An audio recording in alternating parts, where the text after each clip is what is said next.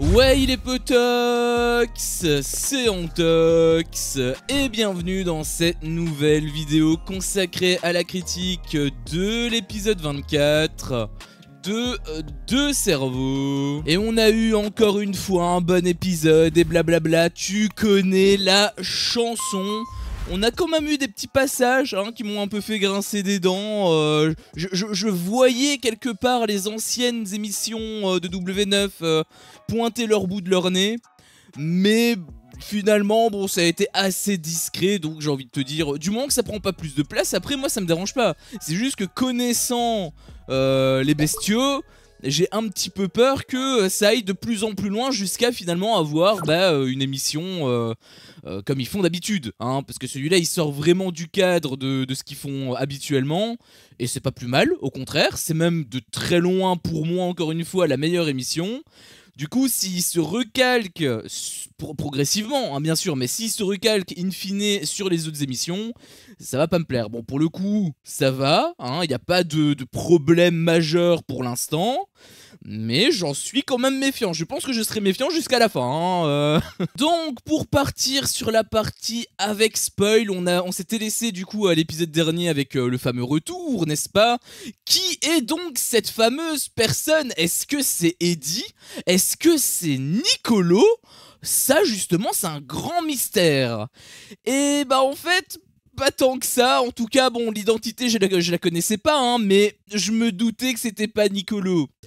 Et j'ai encore une fois vu juste, puisque cette personne était Mai-san. Donc bien évidemment tu te doutes que le gros cliffhanger qu'on t'a mis avec le grand suspense tant attendu, etc., etc., eh bien, comme je l'avais pressenti, c'était un faux suspense. Donc bon, pour moi, rien de neuf sous le soleil, mais je sens que beaucoup de personnes ils vont être un petit peu, un petit peu frustrées, et c'est logique, même si justement il s'est passé des trucs par la suite, je pense que vous serez pas trop frustrés sur le long terme, mais on y reviendra en temps et en heure. Et aussi, deuxième point, parce que c'était une grande question qui avait été aussi soulevée d'ailleurs par les candidats, puisqu'ils disaient en interview, est-ce qu'elle va rester jusqu'à la fin, est-ce qu'elle réintègre le jeu?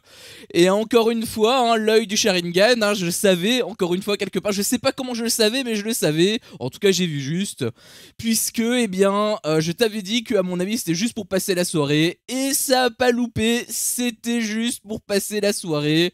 Donc, encore une fois, tout ce foin, tout ce suspense qu'on t'a mis, eh bien, en fait, on te l'a mis un petit peu pour du vent. Alors, je mesure quand même mes propos parce que il y a quand même eu un petit intérêt parmi tous ces clashs, parce que oui, il y a eu pas mal de trucs avec notamment Anaïs, le fait qu'elle voulait pas embrasser, qu'elle voulait pas avoir un contact sur la joue, ça avait agacé, on va dire, Anaïs, donc il y a eu un petit clash par rapport à ça, mais hormis tout ce foin qui était autour, il y avait quand même un intérêt réel. C'est que en fait, Mai-san, si elle est venue, c'est pas uniquement pour passer la soirée comme ça vite fait. Non, non, non, non. Il y a quand même un intérêt. C'est que en fait, elle devait répondre à plusieurs questions. Donc les questions, en l'occurrence, c'était des questions qui étaient assez faciles. Je les avais toutes sauf deux. Il y avait deux réponses que j'avais pas. C'était la planète qui était la plus éloignée du système solaire. Bon, je savais que c'était Pluton, mais Pluton n'est plus une planète. Du coup, juste avant Pluton, j'avoue que j'en savais rien. C'était Neptune apparemment. Moi, j'aurais dit Jupiter, mais c'est vraiment parce que je le classais par taille, peut-être, je sais pas. Enfin bref, j'étais complètement à côté de la plaque. Et deuxième question, c'était la langue de l'Autriche. Moi, je me suis dit que c'était tout simplement l'autrichien, mais bien évidemment que c'était beaucoup trop facile. Mais non, c'est l'allemand.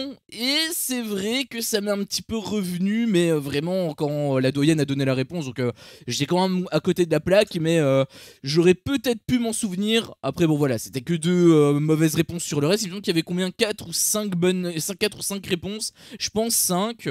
Du coup, bon, j'ai envie de te dire, ça allait. Et donc, le montant que Mai-san a pu donner à la cagnotte des candidats, de ses adversaires, je rappelle, donc c'est quand même assez con que Mai-san doit se prendre la tête à donner des bonnes réponses pour faire augmenter la cagnotte de ses adversaires. Je trouve que c'est un petit peu... un petit peu stupide. Après bon, si c'est des associations, bien sûr que dans tous les cas, voilà, si ça peut aider, ça peut aider, tu vois, on va pas cracher dans la soupe, bien sûr. Mais bon, c'est vrai que d'un point de vue compétitif, c'est pas c'est pas vraiment la définition du mot, hein. Mais bon, dans tous les cas, voilà, elle a pu faire augmenter la cagnotte de 1600 € pour tous les candidats, hein. Donc tous les candidats là qui sont encore présents, boum, 1600 €.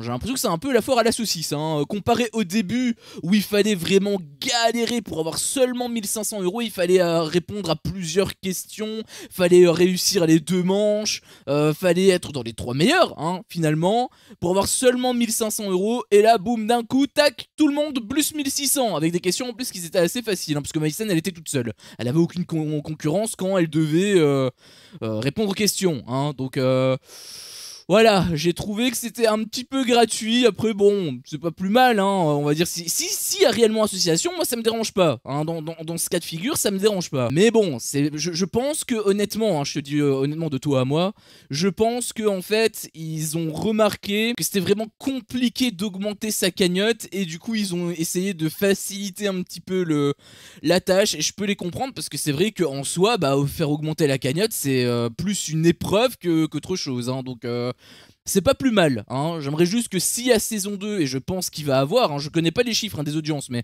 vu la qualité que ça a, j'ose espérer qu'il y ait quand même une saison 2.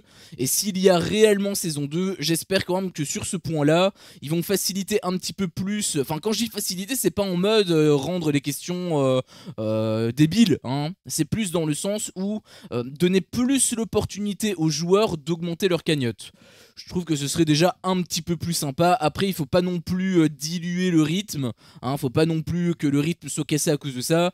Il faut toujours entretenir la même dynamique qu'ils ont dans cette saison. Donc, à voir comment ils peuvent ajuster les choses. Mais je pense qu'il y a moyen il y a pas mal d'axes d'amélioration sur la saison 2. Il y avait aussi un truc qui m'avait beaucoup fait rire. C'était Vincent qui a dit, je pense, la chose la plus intelligente qui ait dit de toute sa vie. Je suis extrêmement médisant parce que je le connais pas depuis si longtemps que ça.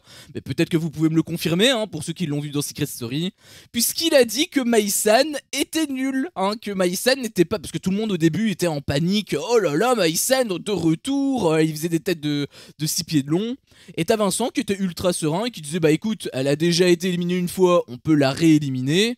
Et accessoirement, bah en fait, elle a pas spécialement brillé en épreuve. Certes, elle fait son no-TED en disant que c'est la plus intelligente, 147 de QI, tout ce que tu veux. En attendant, elle savait pas compter 10 carrés, hein. Et j'en passe même des vertes et des meilleures avec les autres questions. Donc Vincent, finalement, il a dit quoi? Il a dit que Maïsen, elle était nulle. Et intrinsèquement, quand tu regardes, quand tu te bases uniquement sur les faits, sur les chiffres, sur ce qu'elle a accompli ou non, sur ce qu'elle a échoué ou qu'elle a réussi, bah en effet, elle est pas si forte que ça. Et c'est pour ça que j'avais trouvé le propos de Vincent assez pertinent, parce que bah...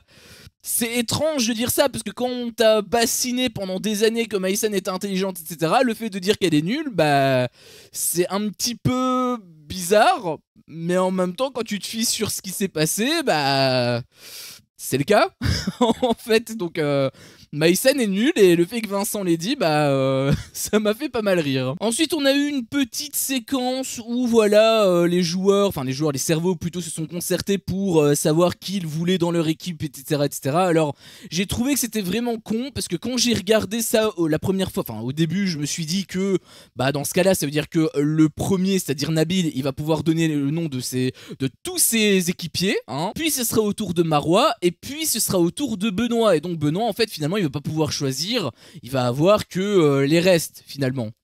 Je sais pas si ça va se passer comme ça, ou si au contraire ça va être un à la fois. J'en sais strictement rien, on n'a pas encore eu d'infos, puisqu'il y a eu qu'un seul nom qui est ressorti. On y reviendra justement un petit peu plus tard, mais au final, bah, on sait pas trop comment ça va se passer. Ça me paraîtrait logique que ce soit un, puis un, puis un, hein, et qu'on fasse... Parce que sinon, Benoît, ça veut dire qu'il choisit pas, hein.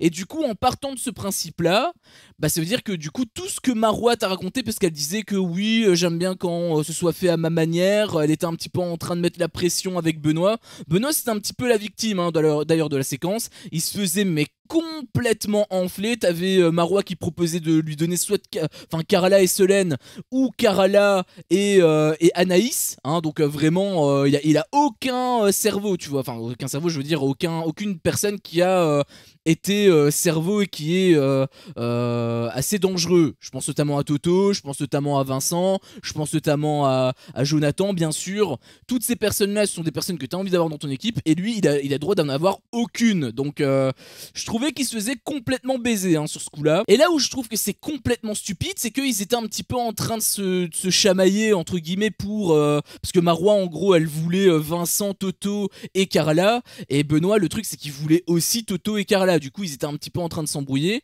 Et je me suis dit, mais attends, mais si c'est un à la fois, et que finalement Marois, elle décide de prendre, par exemple, Toto, bah, Benoît, il n'est pas obligé de s'empêcher de prendre Carla, en fait, ou de prendre même Vincent, enfin, il prend qui il veut, en fait, si c'est vraiment un à la fois. Tu vois ce que je veux dire? Après, si c'est tout d'un coup... Là, bah, dans ce cas-là, limite Benoît, on lui demande même pas son avis. Alors on a créé cette séquence, mais pour les couilles du pape, puisque bah, ça signifie juste qu'il va devoir prendre simplement les restes. Donc là, en l'occurrence, la séquence, elle servira à rien. Donc c'est pour ça que j'ai trouvé que la séquence elle était assez conne, parce que soit tu peux faire un par un, et dans ce cas-là, bah, Benoît il peut simplement choisir qui il veut. Donc finalement, on s'en bat les couilles de l'avis de Marois. Soit c'est vraiment tout d'un coup pour chaque candidat, et du coup, bah, Benoît il peut même pas choisir. Et pareil, ça signifie que cette séquence elle est inutile, puisque dans tous les cas, bah, Benoît, il ne pourra pas choisir. Donc, je trouvais que la séquence, elle était un petit peu chelou. Hein, elle était vraiment chelou, d'autant plus qu'ils se sont concertés, je mets de grands guillemets, mais ils se sont concertés, mais finalement, bah, ça n'a même pas été respecté. Hein, on y reviendra à la fin de la vidéo, mais la séquence, vraiment, j'avais l'impression que c'était plus un bouche-trou qu'autre chose. Hein, Et en parlant de bouche-trou, justement, eh bien, on a eu quand même de belles séquences bien soporifiques entre Vivian et Solène. Alors il y a quelques trucs qui étaient quand même un petit peu drôles, hein, notamment le fait que Vivian, voilà, il était déshabillé, etc., etc., il était à poil, et à un moment donné il se retourne pour ramasser un truc, et on voyait une fesse qui dépassait. L'enchaînement avec le montage, etc., etc., le rythme que ça avait été que ça a été présenté, la blague était assez drôle. Mais il y a quand même un truc qui me dérange, un tout petit truc, c'est très léger, hein, c'est très très léger, mais en bas à droite, tu as un petit rond où il est écrit -10. Et ça, ce chiffre, ce n'est pas le nombre de... je sais pas, hein, c'est pas le nombre de vies qui te restent dans l'émission, c'est pas le nombre de chats qu'il faut sauver, ça n'a rien à voir avec tout ça. C'est l'âge limite, l'âge minimal que les spectateurs doivent avoir pour regarder cette émission. Donc interdit aux moins de 10 ans, c'est-à-dire que toutes les personnes moins de 10 ans, hop, ils peuvent pas regarder. Jusque là, on est d'accord. Sauf que ça veut dire aussi que toutes les personnes qui sont au-dessus peuvent regarder. Donc ça veut dire que j'ai une petite pensée en fait aux petites filles de 11 ans, de 12 ans, de 13 ans qui ont regardé, qui ont vu la grosse fesse droite de Vivian. Et bah je trouve ça vraiment malaisant. Alors je veux pas être aigri encore une fois, hein, mais il faut peut-être respecter ce qu'on te montre, hein, puisqu'on te montre -10. S'il était écrit -18, je m'en battrais les couilles, tu vois. C'est pareil avec les trucs de l'alcool, etc., etc. Là je m'en foutrais, tu vois, s'ils parlent de boissons alcoolisées et que c'est un truc interdit aux moins de 18 ans. Là, ils font ce qu'ils veulent, ils peuvent même avoir une scène de cul à côté si tu veux, ça me dérange absolument pas, c'est interdit au moins de 18. Donc dans tous les cas, jusque là, je pense que les personnes qui ont plus de 18 ans, je pense qu'ils sont aptes quand même à voir ça.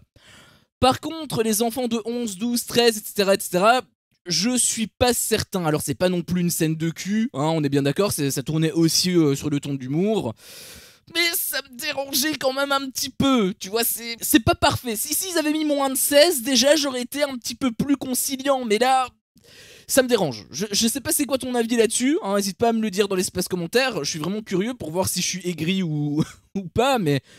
Ça me pose problème. Vraiment, le -10, je trouve qu'il a pas trop sa place. Après, je parle pas par rapport aux règles qui régissent réellement les interdictions. Hein. Si ça tombe, ils sont totalement dans les clous et le -10 est légitime, mais à fond. Peut-être, je sais pas. Moi, je parle plus d'un point de vue moral et je trouve que c'est pas terrible. Voilà, donc n'hésite pas à me dire ce que t'en penses dans l'espace commentaire, mais... J'étais pas trop fan hein, de la séquence, sachant qu'en plus il y avait aussi Solène qui s'y mettait, il y avait Vivian qui se mettait à poil devant la tour Eiffel, t'avais Solène qui l'avait rejoint, etc., etc. Alors honnêtement, moi j'avais pas trouvé ça drôle, j'avais trouvé ça même plutôt malaisant. Il y a que la petite blague avec Vivian, je sais même pas si c'était une blague volontaire d'ailleurs, où ça m'avait fait rire, mais sinon tout le reste ils étaient en train de se fendre la poire. je comprenais pas trop pourquoi, et en plus avec le truc moins 10 à côté, bon, je trouvais que c'était pas super adapté. Et ensuite donc on est reparti au lendemain avec Vivian et Solène également, où pour le coup c'était très drôle parce qu'ils dormaient ensemble. Alors c'est mignon tout plein, hein, j'ai aucun problème avec ça, au contraire, je suis un amoureux de l'amour, mais je sais pas, leur relation, bah déjà je la sens pas, hein, je te le dis honnêtement, je la sens pas du tout avec la Solène qui faisait des regards caméra, etc. Ça me posait vraiment problème.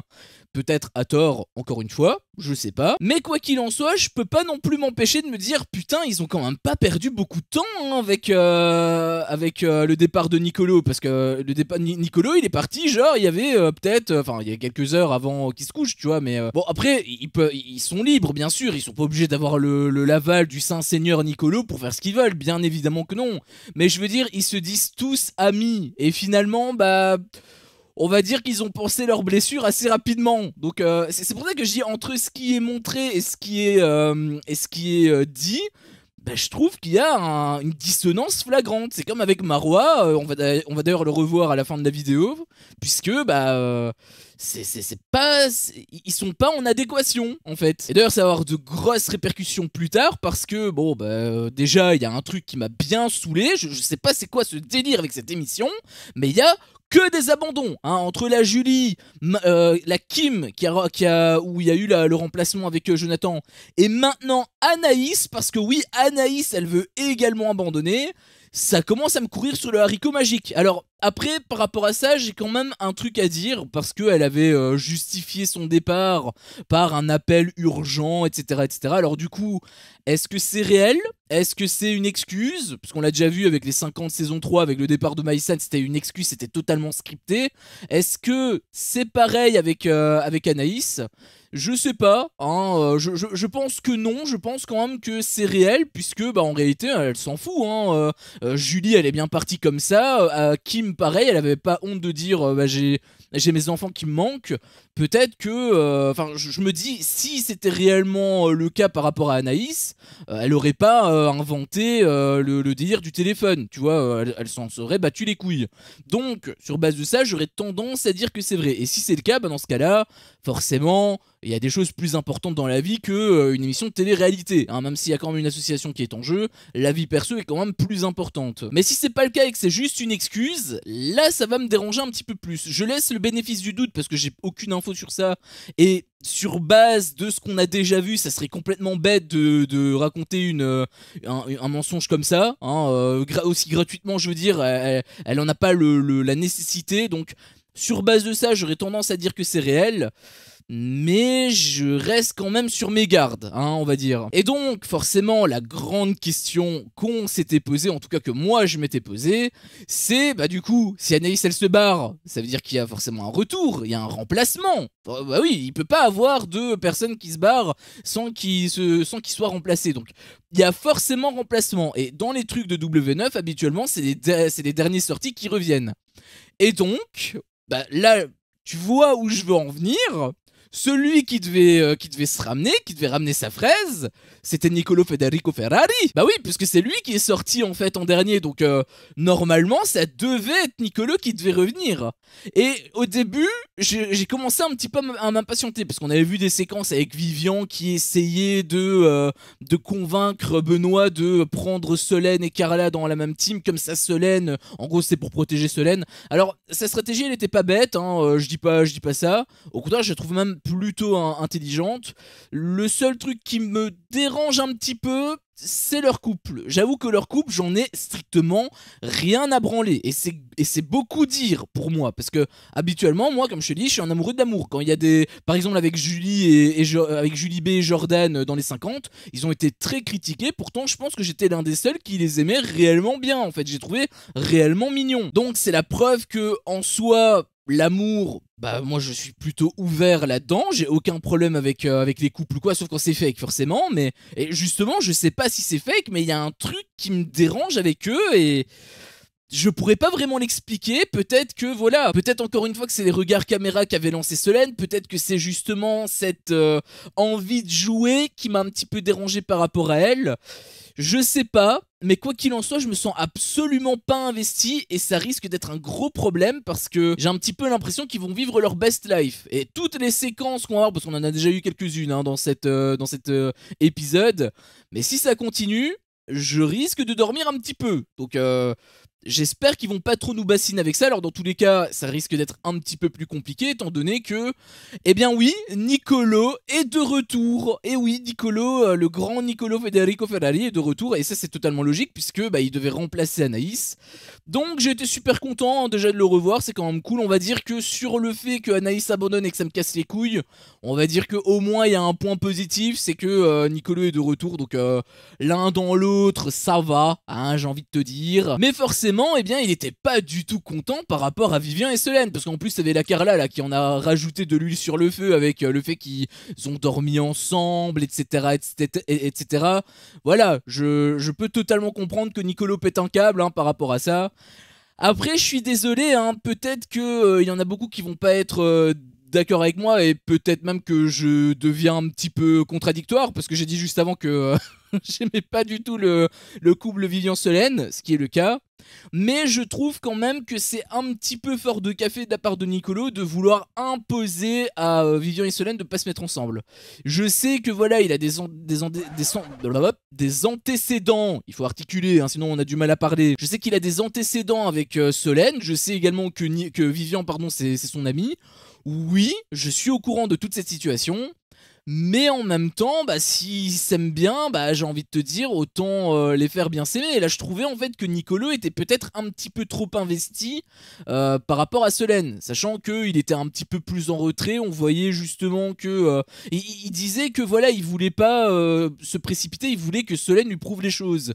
Bah là, elle lui a prouvé le contraire. Donc dans tous les cas, il aurait dû être réconforté dans son envie de pas vouloir trop se rapprocher. Après je dis ça, bon, en réalité il avait embrassé Solène, etc. Enfin bref, il s'est peut-être un petit peu contredit lui-même, hein, c'est un petit peu possible. Et je pense même qu'il s'est aussi mélangé les pinceaux. Parce que il te disait A, puis maintenant il te dit B. Enfin, je trouve qu'il est vraiment beaucoup trop investi. Et ça me dérange un petit peu par rapport à son amitié avec Vivian. Parce que si c'était réellement son ami, bah il voudrait plutôt son bonheur. Et est-ce que Solène est le bonheur de Niccolò? J'en suis pas certain. Après peut-être que lui il est aveuglé par l'amour, j'en sais rien, mais...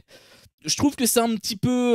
déjà ça me casse les couilles, hein, déjà je te le dis, les triangles amoureux ça commence à me péter, surtout celui-là, ça commence à me saouler grave, hein. Mais en plus le fait qu'on recommence là-dedans, bon, je souffle fort, hein. Et enfin, donc on va conclure cette vidéo avec la fin hein, de l'épisode, où on a eu la fameuse composition des équipes. Alors, je dis composition des équipes, en réalité c'est juste un nom, hein, parce qu'on a eu que ça, on s'est arrêté vraiment sur le premier nom et c'est tout, puisque Nabil, qui était le premier à choisir, a décidé de choisir Toto. Donc il a pas du tout respecté sa parole, puisqu'ils ont eu la fameuse séquence qui finalement n'a servi à rien, puisque bah, il a même pas respecté ce qui s'est dit. Donc finalement on l'a vu un petit peu pour rien, hein, déjà premièrement. Et accessoirement, bon déjà je me suis demandé pourquoi Toto. Pourquoi est-ce que Toto est aussi prisé en fait? C'est ça que je me suis posé comme question. Et apparemment c'est parce que le thème c'est l'actualité 2024 et que apparemment Toto est extrêmement fort dans ce domaine. Alors... on verra au test, hein, de toute façon. On le saura en temps et en heure. Je vais pas le louper quand même, hein, le Toto. J'espère qu'il aura révisé. Parce qu'on te vend justement un Toto ultra fort. Si c'est pour finalement qu'il fasse des grosses bourdes, bon, ce serait pas forcément ultra approprié. Hein. Donc on va voir à ce moment-là, hein, bien sûr. Mais surtout, ce qui a été extrêmement tendancieux, on va dire, c'est Marois qui a décidé de péter un câble. Et quand je dis péter un câble, c'est vraiment pas... elle a pas été de main morte, hein. Elle a vraiment défoncé Nabil, elle lui a crié dessus. J'étais même assez étonné d'ailleurs que Nabil ait conservé autant son sang-froid. Moi j'aurais dit que j'en ai rien à foutre, je choisis ce que je veux, hein, tout simplement. Pour le coup Nabil a été assez intelligent, j'avais trouvé dans sa réaction. Et du coup Marois, bah, elle a fait de la Marois, c'est-à-dire qu'elle a vraiment gueulé comme une malotrue si je puis dire. Parce que j'ai trouvé que c'était quand même assez excessif, je dirais peut-être, oui je pense que le terme c'est excessif. Parce que là elle est en train de péter un plomb, etc. par rapport au fait que Nabil n'ait pas choisi la personne qui avait été dit, hein, à la base. Oui, c'est vrai, c'est totalement vrai.